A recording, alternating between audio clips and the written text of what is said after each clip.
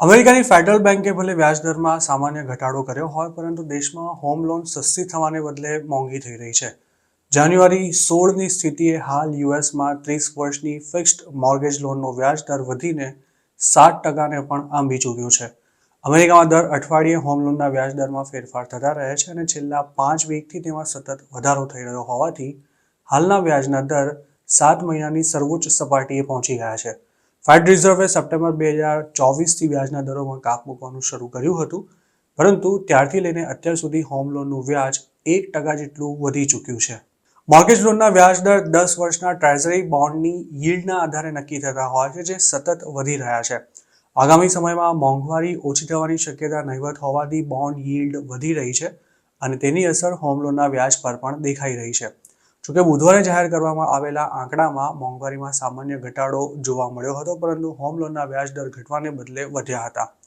2025માં અમેરિકાની મધ્યસ્થ બેંક માત્ર 2 વાર વ્યાજના દરમાં ઘટાડો કરશે તેવું અનુમાન છે અને તેમાં પણ હજુ ઘણો સમય લાગી શકે છે. અમેરિકામાં હાલ મકાનોની કિંમત રેકોર્ડ હાઈ પર છે. દેશના ઘણા ભાગોમાં હોમ ઇન્સ્યોરન્સના પ્રીમિયમમાં પણ જંગી વધારો થયો છે અને આ બધાની સાથે સાથે હોમ લોન પણ મોંઘી થઈ ગઈ હોવાથી લોકો માટે ઘર ખરીદવું મુશ્કેલ થઈ રહ્યું છે અને તેના લીધે હાઉસિંગ ક્રાઇસિસ ઓછી નથી થઈ રહી.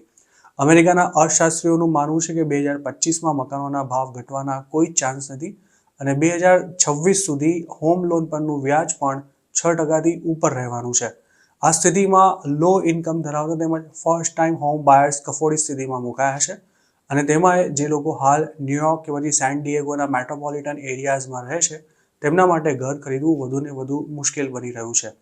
યુએસમાં હાલ ડિમાન્ડની સામે 3.7 મિલિયન મકાનોની અછત છે તેવું ફ્રેડી મેકનો એક રિપોર્ટ જણાવે છે.